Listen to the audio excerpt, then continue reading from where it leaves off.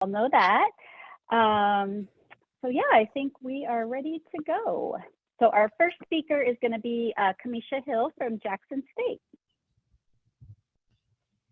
Good afternoon, everyone. As Susie stated, I am Kamesha Hill, Director of Auxiliary Enterprises at Jackson State University, and it is a pleasure to bring greetings from the great state of Mississippi and to talk more about our trademark licensing program here. Next slide, please. The strength of the team is each individual member. The strength of each member is the team. Quote by Phil Jackson, and this is a quote that we've adopted in our area. Next slide, please. So some people became familiar with or aware of Jackson State due to our previous head football coach. But surprisingly, we have been around since 1877, and we have produced 4 NFL Hall of Famers: Walter Payton, Robert Brazile, Lynn Barney, and Jackie Slater. We have a long list of accomplishments and notable jewels here at Jackson State. And some of those accomplishments are: we are the #1 Follett HBCU campus store in sales. Among CLC peer ranking, we're #2 in 2021, and we're recognized as one of the 51 best college bookstores in the United States, according to onlinedegreeprofessional.com. Next slide, please. So winning and record-breaking attendance is not new to us, and we do not take this or anything else lightly, and are grateful for every opportunity that has been afforded to us, and as we share our rich history and tradition at Jackson State, which we affectionately refer to as VI Love. So cookies are compliments of our Sodexo Magic Dining team that are pictured here, and these were done for our college game day visit in last season. So in 2021, our season, we had over $30 million impact on the city of Jackson. And in 2019, we were more comparable, which is more comparable with COVID-19, that was over 16 million in sales. We're a record-breaking football championship subdivision team where we averaged 42,293 fans. So Jackson State football makes an 8-figure economic impact in 2 weeks during the year 2022 for the city of Jackson, Mississippi. And the ESPN Game Day visit to the I Love was the show's best 9-week start since the 2009. Next slide, please. So with all of that, we continue as far back as 2018. So we know that the past 2 years, the great impact. But in 2018, we held the attendance title for FCS attendance, where we averaged 24,770 fans, and we totaled 99,000 fans. In 2019, we also led the FCS. And as you can see, in 2019, half of the top 10 were HBCUs. So I will be talking about Jackson State, but also the acknowledgement of HBCUs, I guess, began around 2018, 2019, when vendors realized that HBCUs was an untapped market. And with our history in our football program and sports, this is where we partner with our campus store, and to make sure that we took advantage of those opportunities that have been afforded. And most definitely thank you to CLC for the many opportunities that they have afforded us with. So as you can see, we've been Follett campus store since 1994. In 2020, before COVID, we met in Atlanta to discuss ways that Follett could better serve the HBCUs and our market. So in 2022, Follett created the new HBCU division to focus on these unique opportunities. So with my cry and push, can you go back to the next slide? With my cry and push for more minority vendors in the store, Follett did reach out to, and with the assistance of CLC, we offer Spikes, Joint, Pro Standard, Fizzle, and as public figures, and Tones of Melanin. Tones of Melanin was featured just last Friday on Shark Tank, and we were one of the first HBCUs or her clients, and she's also featured in Belk stores. Next slide, please. So based upon all of the opportunity, the hype, and the recognition from the vendors, from with our coach, we were able to increase sales and with Follett doing some repositioning of things, they took advantage and we decided to take our show on the road. So we partnered with our various alumni chapters and states, and where we would go and do pop-up shops at local events. So on Friday nights before game days at the host hotel, we would have pop-up shops of licensed JSU vendors, and of course the campus store is one of those vendors. And our game day experience is different because on campus, while it has exclusive rights, but at the stadium, we have community engagement where we do allow licensed vendors to sell. So game day is very interesting and is a fun day because I'm not only fighting those infringers or counterfeiters, but sometimes our licensed vendors, as we all know, do not always have the approved merchandise. So we're doing a double duty pool at the games. So based on the right sizing and getting these things together, we saw a 26% growth in overall sales in each, a 26% growth in each department, and overall sales was 17% in our campus store. And next slide, please. So again, we take advantage of the opportunities and the marketing that CLC provides for us, and that has helped us in our market, and everything is geared towards what's in our store. So we thank Blue 84 for being such a great partner and quick turnaround with things, because when we call Matt and team, they're there to help us. And so one of the events where we held the pop-up shop was last year at the Celebration Bowl in Atlanta, Georgia. So this is an image from our quick setup at the pop-up shop. Next slide, please. In addition, in the city of Jackson, we have for Christmas what we call Mistletoe Marketplace. So our store was able to set up at Mistletoe Marketplace. It was great brand awareness. There were good sales, and overall, where we were just able to meet the fans where they were. Everyone didn't have to come to campus. So the pop-up shops are really great, where they may not be able to get to campus, but they can come to the events that are off campus. And so it allows our bookstore to have exposure and to be able to serve our fans as well. Next slide, please. And these are just, when I mentioned the minority vendors, Public Figures is a JSU alum. So he dresses our band in the travel gear. As you can see, he also dressed our mascot. And these are some of the items and merchandise that are in store. So I'm lucky and fortunate enough to be over Auxiliary Enterprises, as well as I approve the artwork.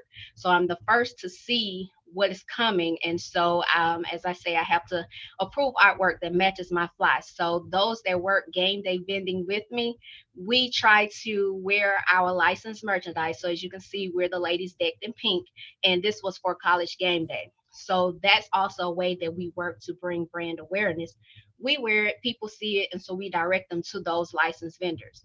And a good thing of being over Auxiliary, I'm also over dining services. So dining partners, we have a Dress Down Friday. So they purchase the items from the campus store, and our dining team wear it on Dress Down Fridays. And when those that are working game day, they also wear. So we're doubling up on the exposure and doing the dual role, where they're partners in more ways than one. Next slide, please. It took Maggie leaving Vanderbilt to finally come to Jackson State. So she, last year, Maggie and her team came, and they did a pop-up shop for logo brands in the campus store. And of course, as always, I will buy and purchase. So I was riding around patrolling with my cup from Logo Brand. This was a great experience. Great opportunity for Maggie and her team to see the store and to get a feel, and they're most definitely welcome back to come to the store. Next slide, please. So again, our great partners at Blue 84, quick turnaround as we begin our new year with our new head football coach, Coach TC Taylor. Blue 84 actually at this point in time are the only vendor that has the rights or were approved to reproduce or print the new terms or slogans that we have, which is guard the yard and protect the block.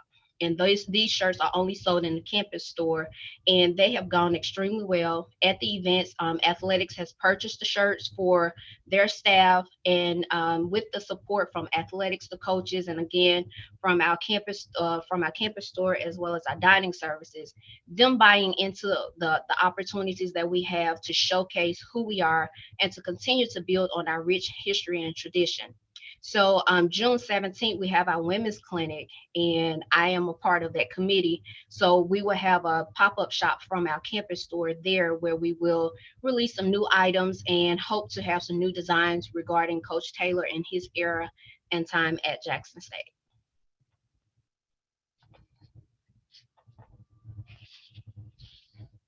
All right, thanks, Kamesha. That was great. Up next is Paul Mills from the University of Alabama and Christina Givens, who is at the University Supply Store.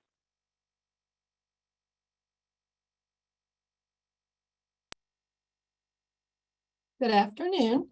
I have been asked to speak to you all today about our collaboration with Lululemon and how we brought that concept to our stores. So first, I was going to start off by just giving you a little background about myself. This is the first time I've been on one of these calls, so just so y'all could get to know me. I am the senior buyer of licensed products at the University Supply Store, which is the bookstore on campus. I've been with the supply store for coming up on 10 years now. Prior to being the buyer, I was the manager of the sales floor, where I was responsible for the merchandising and visuals of our product. And then prior to coming to the university, I worked at Target and did assets protection and was on the store side of Target as well. Paul, did you want to introduce yourself before I go on?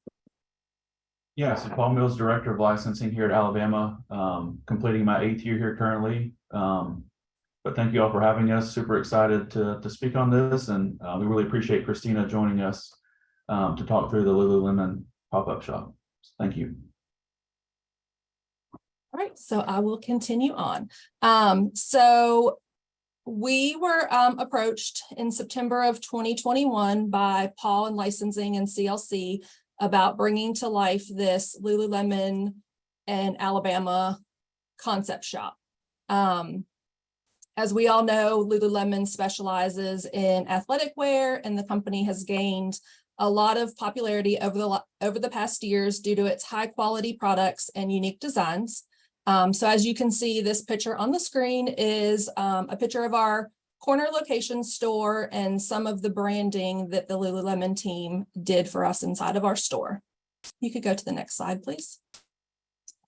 So just a little bit about the concept shop and how it came to life and what we did. As an independent bookstore, we have a lot of flexibility to bring vendors into the store and allow them to create concept shops within our store. Along with Lululemon, we do have several other small concept shops. It just allows us to provide different brands and different vendors and, bring that merchandise to life for our customers. So the process of being a vendor in our store is not easy. And obviously, when you add Lululemon to the mix, it can become very complex. There was a lot of criteria that we had to meet on both ends with contracts and things like that. So it was a long, drawn out process. Months of planning took place, weekly conference calls, just talking about how we were going to bring it to life, what the plan was going to be, what the final look would look like. So a lot of hard work and dedication went into all that. I also, not being as familiar with Lululemon, had to spend a lot of my own time learning about the brands and their core values and their philosophy. So I spent a lot of time doing some research just to bring up my knowledge of their product and what we are going to be able to offer to our customers. And just, we wanted to make sure that we were able to meet their brand expectations and, keep everything that they stand for. As far as product price points, obviously with decoration fees and retail and licensing royalties, it is a little bit higher than the normal Lululemon non-branded product. Our product ranges anywhere from about $20 to $50 higher than what you would see in a normal Lululemon pop-up shop. And that's just because all of the product that we carry in our stores does have our Script A logo, Alabama wordmark, or other college logos on the product. We do carry just about, a large percentage of the styles that they carry in their normal locations. As I mentioned, the planning was a lot of planning that went into this. Like I said, we started in September of 2021, and it actually came to life in August of 2022. So almost a year that we had spent just working with the Lululemon team, licensing, CLC, to get this rolling and being able to bring it to life when we had planned to do so. You could go to the next slide. So we had a lot of help, and there's Paul and his team, just a picture to show you, that they were there to help us. You can go ahead and play the video. This is just on launch day. So we had Big Al was there, the Alabama cheerleaders were there. So you can just kind of see the customers in the store. We did had to cap off how many customers could come into the store at one time because the space is not that large where it's located in that location. So we were monitoring how many people just to see how crowded it got. The product initially launched in our corner location in August of 2022. We were able to offer the product on our website in September of 2022. And we did that because our website product comes out of our main location. And then the product that it initially launched in was one of our locations across campus. So logistically, it was not going to work for us to be able to have it in the store and online when we first launched. We did bring it into our main location in February of this year, which is the store that I'm located out of. But the initial thought behind launching it at our corner location was that location is across from the sorority houses and adjacent to Bryant-Denny Stadium. And it was also bid day weekend. So we knew that there was going to be a lot of sorority girls, a lot of families, parents. So we knew that we could generate a lot of hype behind it. You can go on to the next slide.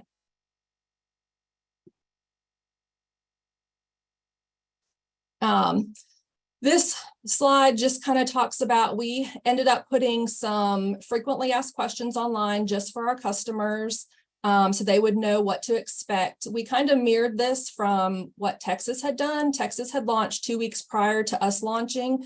So we were able to get some ideas and use some of the same stuff that they used when they launched. So the frequently asked questions was just to give our customers an idea of what they could expect, why it was just launching in the store and not online, if there was, if they were allowed to hold merchandise, kind of where did they park, just all kinds of questions that we thought they might have. We were hoping to eliminate that by putting up this FAQ ahead of time.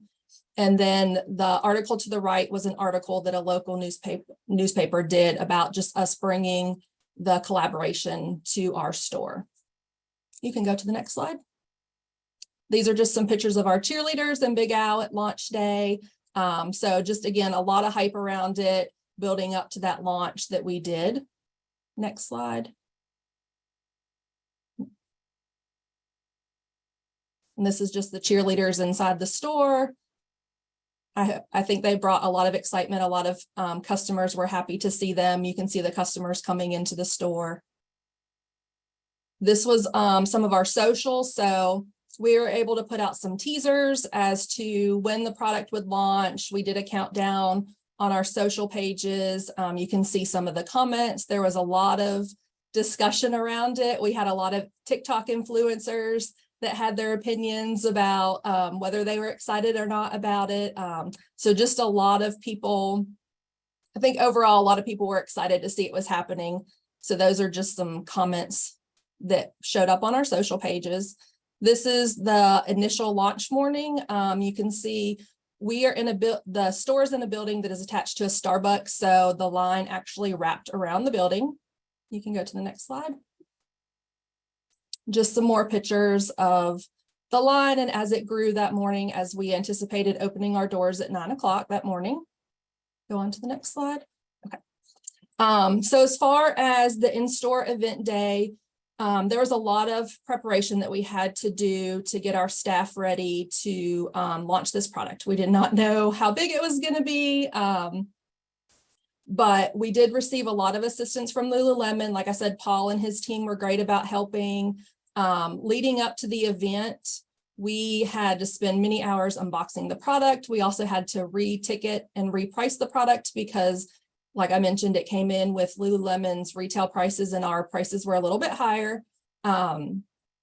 So we just, we spent a lot of time getting ready for that initial launch day. There was a lot of stuff that we learned, again, just from talking to Texas as they had launched prior to us, and a lot of stuff we were able to do in preparation for that day. We did have the local pop-up shop employees that were able to come that day and help us. They were able to help answer questions about the product. They were able to help replenish the sales floor because stuff was just flying off of the racks faster than we could keep up with it, which was great. And so it was, just an amazing day. We were able to just get some pointers from the local pop-up shop employees and they were listening to customers and relaying information back to us about what our customers loved, what they didn't love.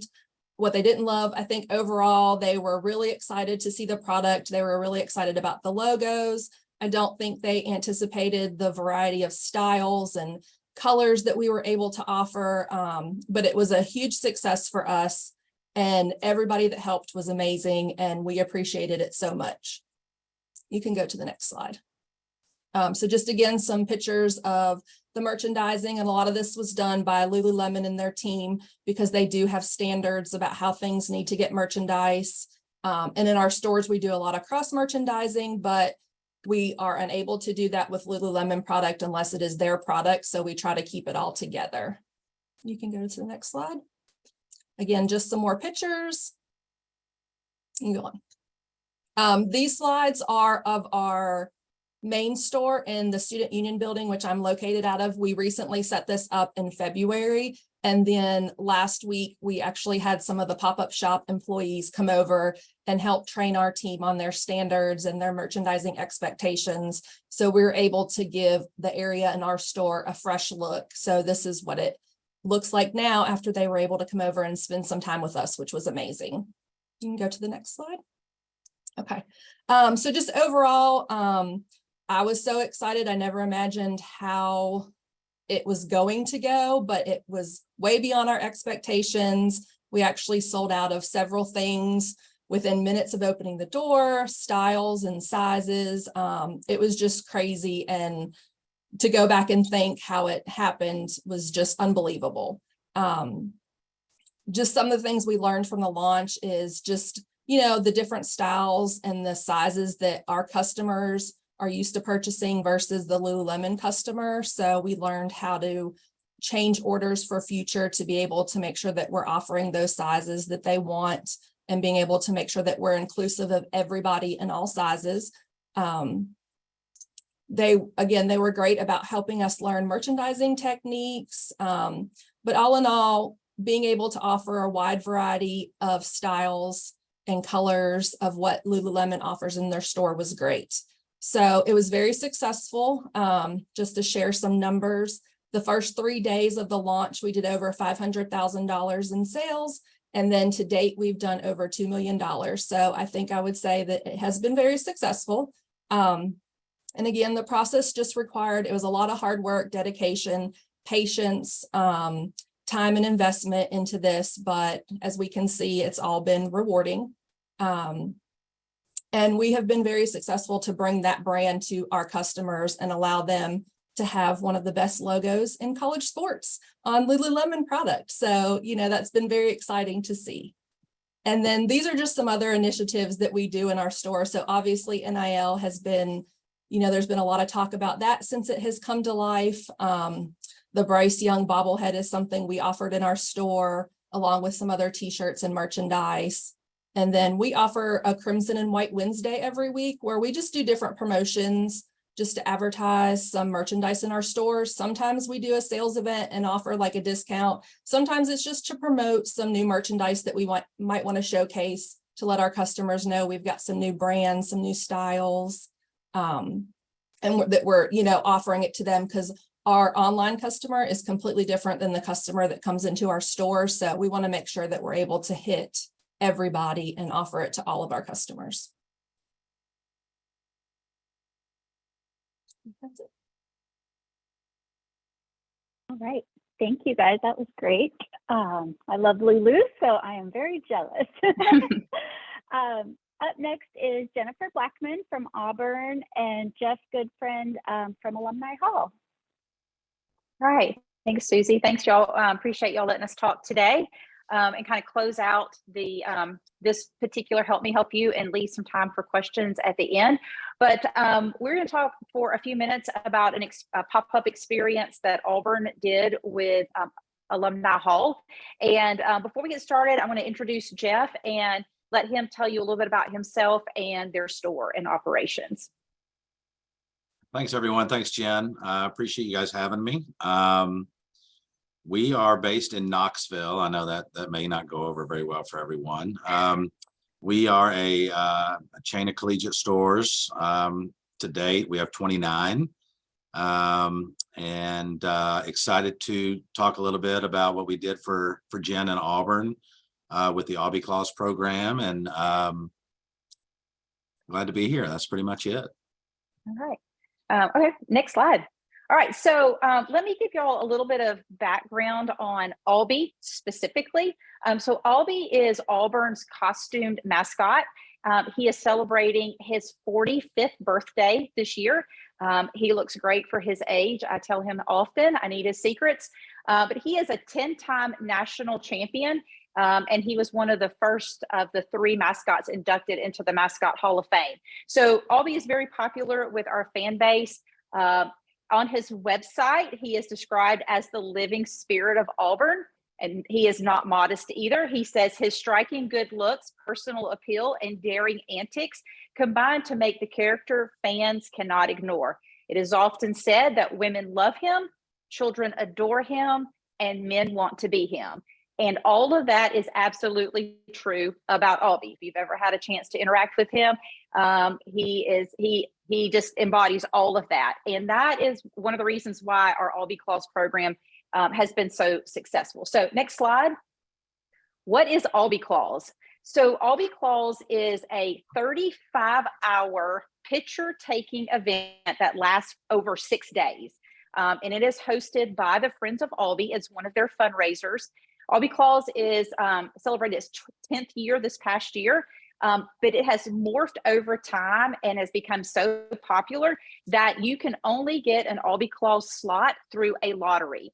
There were 1,500 lottery spots available for up to 12 people per spot, and they had over 4,500 entries this past year. So some people were really sad that they did not get a spot, and it is not. If you did it last year, you're automatically grandfathered in. It is literally a lottery every year. And so the goal is by a lot of folks to have that picture made every year. So you come in and you have your picture made with Aubie. A lot of people use that as their Christmas card or whatever, but that is Aubie Clause. So wait, go back real quick. All right, so we had a vision in our office to make Aubie Clause even bigger than what it was. And we worked really closely with our Aubie committee on a lot of projects. So in the spring of 21, we went to the Aubie committee, and we pitched them on an idea of having a store associated with Aubie Clause. And so if you think about what brand ties experiences to retail the best, it's Disney, right? So Disney. So next slide. So think about when you're on the Pirates of the Caribbean ride, and this was part of our pitch to Aubie, was think about when you're on the Pirates of the Caribbean ride and everybody is pumped and excited and your kids are crazy about Jack Sparrow and all of that. And then that ride ends, and where do they drop you off? Next slide. The gift shop. Okay. Any parent that has experienced this, if you're like me, I have purchased so many plastic pirate swords from this shop, it is ridiculous. But this was the idea that we had when we pitched to the Albee Claws folks. So the Albee committee, they bought into our vision, and the next step was to find a retailer. Next slide. So this is what the Albee Claws looks like when you go in and have your picture made. And every year it's different. The Friends of Albee build this out every year. It's a different theme. So once we had the Albee committee buy-in, the next was just to find a retailer that was willing to take a risk on an idea where we had zero data to back up our gut feel on this. Like, we knew that this was going to be successful, but we had no way and no numbers to actually prove that this would be successful. So I called Jeff at Alumni Hall and I pitched the idea to him. So Jeff, tell us a little bit about why Alumni Hall was interested in this project. And you don't necessarily have to say exactly what you said to me when I called you, like, are you crazy? But tell us a little bit about y'all's thought process as you were considering partnering with us on this. So I think there's a bunch of reasons. Number one, it doesn't happen very often that we get a call like that, right? So we would be silly to not take advantage of something like that. We took it as an opportunity to kind of market our brand inside kind of the university walls, so to say. We took pride in developing something like that from scratch, right? So your idea and Jason's ideas, and you know, it's the creativity that kind of came about from our buyers and a lot of licensees was pretty cool. And you know, just the marketing that comes with it, the incremental sales. I mean, it's something we weren't sure if there were going to be incremental sales, right? Because it's Albee, which we have in our regular stores, but something that was just kind of made up and year one. I mean, made up merchandise wise. I don't mean to say made up concept wise. So you know, we took it and ran with it, and year two this year was obviously when you do it once and you kind of learn from it, was Albee is real, Shelley. I see that. You know, you learn as you go. If you learn from your mistakes and learn from your good and your bad, you know, it works. So we were grateful for the opportunity. Yeah.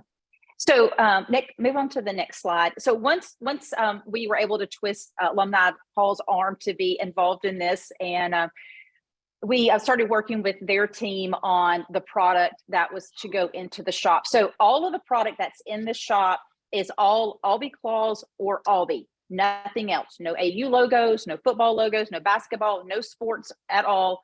Everything was centered around Albee and Albee Claws. So Jeff, talk for a second about how we worked with your team, your buying team, to create the product and how all that came about.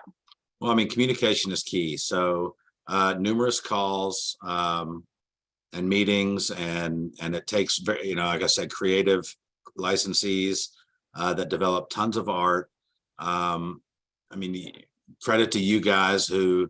I'm not exactly 100% sure how the shop concept was formed out of, and you're not even to that yet, but obviously the experience of that is pretty unbelievable.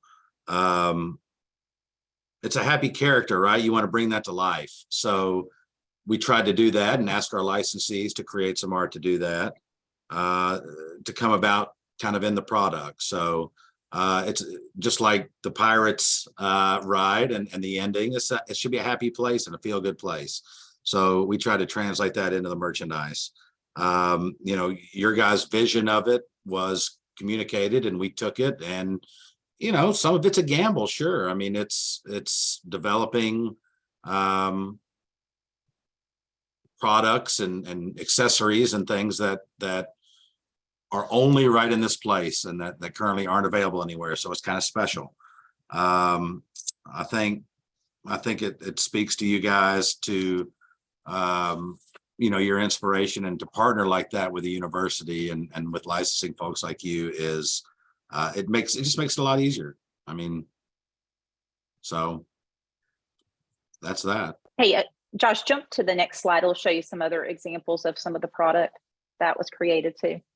So a lot of non-apparel and apparel items, all age ranges, right, Jeff? I mean, this is a very kid-friendly event, so we worked hard to do some kid stuff. Right, a lot of proven silhouettes, proven vendors that we do well in the brick and mortars with, and just translated that into Obby Claws. So, but the space, you know, from you can see it's truly was empty with nothing in it, and then there you go.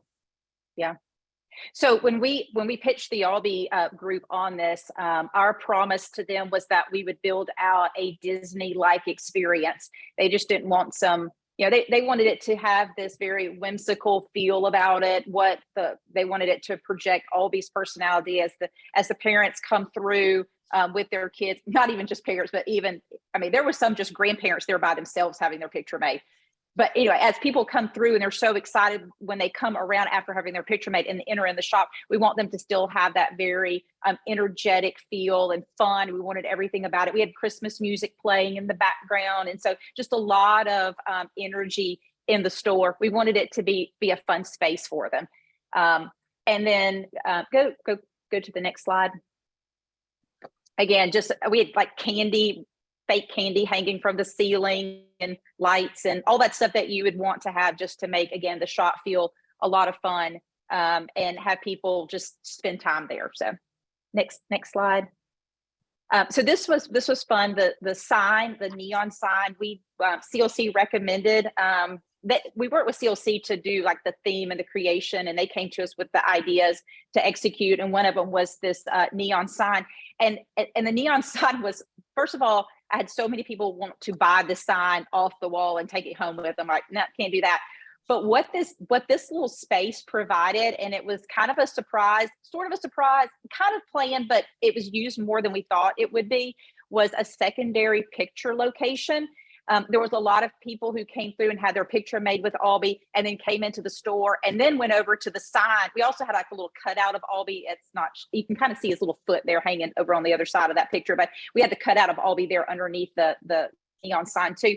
But they would come in and have their picture made underneath the neon sign. And what was hilarious is when, you know how little kids are when they see a mascot, or you know, some of them would freak out and they would just cry. And so their whole Albee Claws experience there was they would be crying, but then they would come into the store and then of course they're all happy and everything. So the parents would get them over to the sign, the neon sign, and they were having all of their family pictures, a second opportunity to have pictures made under the with the Albee, I Love Albee neon, and without the kids crying. So that was just a really fun thing to kind of see that sort of happened organically. And you always love that when that happens. So, okay. And then this is our great, the Alumni Hall people staffed it. They were there the entire time, bringing out product, greeting people. So this is our great Alumni Hall staff that worked tirelessly at the shop. So, and we appreciated them for doing all of that.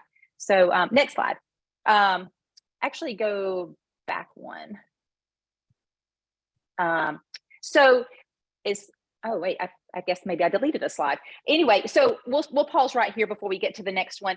Jeff, just for everybody else, like as a school, as you're thinking about this, Jeff, can you provide, what's your point of view on how these experiences can impact your business, impact a retailer's business?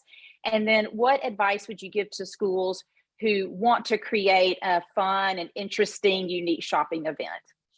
I would say there's probably a lot of hidden marketing in it. I would say just given our ability to put our brand out there and knowing that we're working the shop, and I don't know if people know who made what, and they probably don't care, but I think just the ability to interact with over 1,000 people, to gather email addresses, to promote our brand.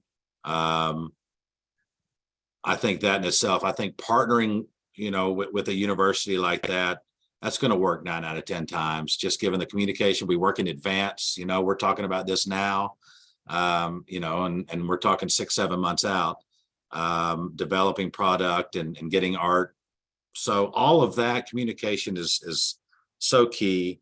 all you need is an idea. And, I think we're fortunate here to have some pretty motivated folks and creative folks that, bring it to life. I think you and Jason, CLC, all of you guys that decorated the shop. I mean, it's born out of pipes and concrete floors. So, it's a lot of credit to go around, but I mean, it's a lot of help for us, a lot of brand recognition. And then we have, online and in-store sales that we also strive to get. So it all ties together pretty good. You can jump to the next slide. Just, I guess, in closing, and then we'll have time for questions and stuff. I think this is the key points that I would like to point out to, universities that are listening is, number one, it doesn't matter what size university you are, whether you're Division I school, Division III school, it doesn't matter. You can do these types of programs. You don't have to be a big school. You just find a concept or tradition or something that your fan base associates with, and just develop the idea. Again, it really doesn't matter how big you are. That's what is the coolest thing about college to me, is that we all have these unique attributes about our school that we can capture and bring our fan base into. So find that if this is something that you're interested in doing, and it doesn't have to, like, Albee Clothes was big scale. Okay, Lululemon is big scale. Everything that Kamesha talked about, the pop-up shops traveling around, you can do all kinds of sizes of these too. So find that concept that works for you. The second thing is find a retailer that's willing to work with you, and don't take no for an answer.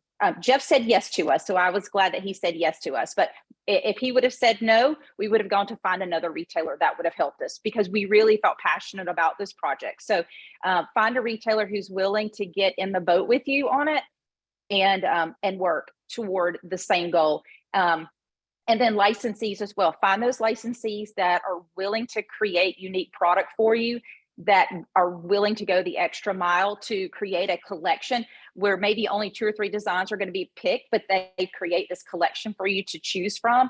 I think that's really key. And we've got a lot of great licensee partners that are willing to do that. And then start early. Don't wait to the last minute, because it definitely puts the pressure on you when you wait to the last minute. But we are notorious here about waiting to the last minute. So you can do it. It just causes a little bit of stress on everybody, whether product is going to show up or not. So try to start early. But I just encourage you, if this is something that's of interest to you as a university, everybody has this in their DNA and can pull this off. And that's it for us. There was a question about how many licensees from Brian. I would tell you, I would guess 15 to 20. Accessories, you can kind of get that number up there, but I will tell you that under 10 for apparel, probably, that we kind of concentrated on a few that would develop quite a bit of art across the board. Few men's, few women's, few kids, and kind of go from there. Jen will have to answer the royalty rate there. Yeah, so Jen, as a follow-up, they're asking if this is a higher royalty rate program or kind of a specialty program. No, there is no higher rate to this at all. It was our standard. If you were non-apparel, you paid our non-apparel rate. If you're apparel, you paid the apparel rate. I will say though, that Alumni Hall did give a percentage of sales back to the Albee program. That, again, this is a fundraiser for our Albee group. And so there was a percentage of sales that went back. So there was royalties and that, but the royalty rate was just our standard rate.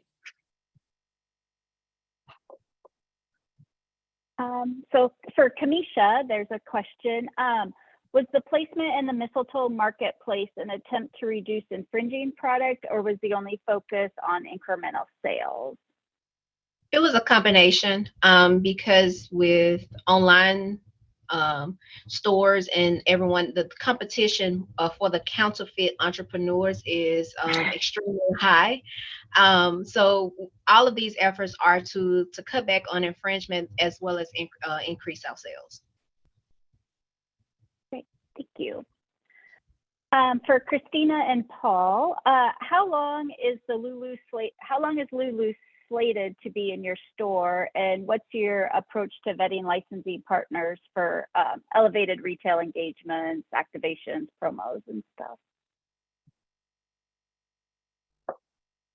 I don't believe there's any time limit on it. It's here to stay. Like I said, we put it in, it's in 2 of our 3 locations right now, and we're hoping to get it at least a small assortment in our 3rd location. So most of our customers thought it was just a weekend pop-up shop, but it is here to stay. Paul, any other? Just if you wanted to touch on how they're going to increase over time, I believe the second year, this upcoming year will be the first year we have school color specific items. The first year was black and neutrals, a lot of gray. So the second year will be the first year that we actually have our crimson color available. And I'm not sure if there's any other unique drops that are planned, Christina. No, really just that crimson color. I think that's what we're excited for. That will be shipping in the next few months, because at the beginning it was just a lot of neutral color. So being able to add that custom crimson color into the line. But right now that's what we have slated for the next few months. And then And as Paul, there far was a as- follow-up to that. Oh, sorry, go ahead. No, I was just gonna say, as far as who we choose to work with, Christina, I don't know if you want to touch on the soup store specifically. You know, from our end, it's just, you know, does the brand kind of fit with our brand? Are we comfortable with that? Also, just how big of a program is it going to be? If it's going to be very minuscule, it might not be worth doing. But Lulu was going all in and doing a lot behind it, so that made it a lot easier decision. But I don't know if you want to touch on what you guys look for specifically. Yeah, I mean, I think basically the same thing. And, you know, we want to make sure that we don't have complete stores of nothing but pop-up shops and concept shops, because we want to allow for other vendors to be able to come in. We want to be able to offer a variety of brands and products to our customers. But we do look at, you know, the spacing that it's going to take up. What kind of merchandise are they talking about? Do we feel like it's going to be beneficial for our customers? And is it something that they're going to want to see out of a campus store location? So Paul, there was one follow-up to that. They're asking, did Lulu come to you, approach you, or did you go to them? Or kind of how was the first introduction? We had been interested for a while, and it just hadn't really come to fruition, but ultimately it was them coming to us through CLC.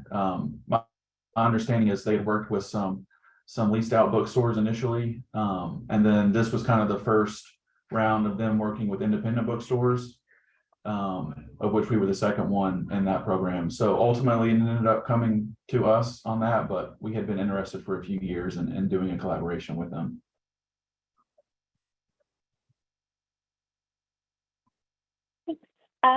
Jen, there's one more for you, and Jeff. Did you have extra product after the event, like overage product? And if so, did that product then go to the remaining Alumni Hall stores? You saving it for this upcoming year? Or, Jeff, you wanna how do you take that? handle that? Yes, how about that? Both. So we kind of agreed, I think 99% of the product was not available before the program begins. So I guess sometime in mid-November it starts. So we did not sell any Aubie Claws product until the shop opened, and then we're allowed to put it in our stores after that. Also have some stuff for 2023 Aubie Claws still sitting in storage somewhere. So yes. Yeah, this is the 3rd year of it, and I think that 3rd year's the charm on knowing exactly like what our fan base wants to see, and the challenge becomes a lot of the same people every year. So you've got to keep the product somewhat fresh, and you want it to be really fun, but kind of balancing. I mean, you want to not have product at the end of all of this. So I think year 3, I think we're starting to kind of narrow down exactly, you know, what people are looking for, from a long sleeve tee to a short sleeve tee to children's product, what sold out first, and really kind of diving into those numbers. We actually have data now, right, Jeff? We have data to look at so that we can make those decisions on what is available. And Aubie Claws takes place the first part of January. So you have then the whole like end of January. I'm sorry, I said January, November. All Be Close takes place at the beginning of November, and then you have the whole month of November and December to actually sell it as well.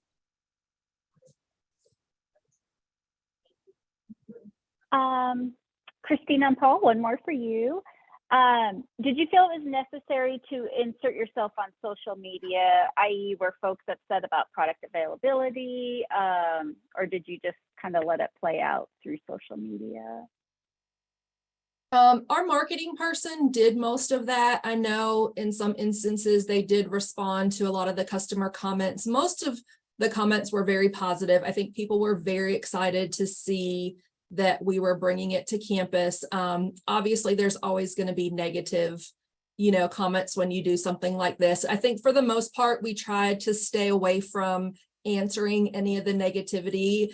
And if we did respond, we just tried to turn it into a positive. A lot of the comments we were seeing was, oh, you waited till I graduate, and now it's here, things like that. So it wasn't like it was really negative, but if there was any of that negativity, like I said, we just tried to turn it into a positive, or we just kind of let it go and didn't really respond, because overall we wanted the experience to be positive and we wanted our customers to be excited about it. Then you also proactively worked, I don't know if it was more of the marketing team there, but specifically with an influencer. I remember kind of that first launch day to have her come in and shoot some TikToks, I believe. Yes, we did allow her. We've got a really big TikTok influencer. She just graduated in May, but she was a huge Lululemon follower. And so there was a lot of conversations that tagged her and, when it happened. And so they allowed her to come into the store and take videos of her like being the first person to see it, and then got her reaction and her comments about the product and everything. And I think overall she was very positive. We did ask her to wait to post until after the launch, but just looking at the comments on her TikTok and following her throughout the process, it was all very positive. Great. Kamesha, one for you. Did Follett provide employees for your pop-up store, or did you have to find those on your own? No, Follett does provide the employees, our store staff, and if we have a partner, a sister school in the state or city where we're going, they also assist in those efforts.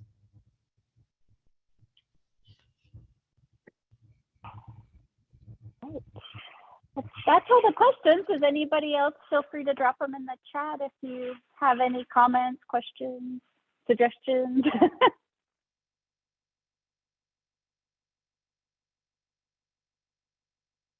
Okay, well, thank you all so much. And hopefully everybody can, like Jen said, at some level on your campus, hopefully you can take back a few ideas that you got today and implement them on your campus. Yeah, Nick, I don't know if you have any final ones. Otherwise, I thank you, everyone. All good. Thank you, Susie. Thank you, everyone. Okay, great. Thanks, everyone. Thank you. Thanks, y'all.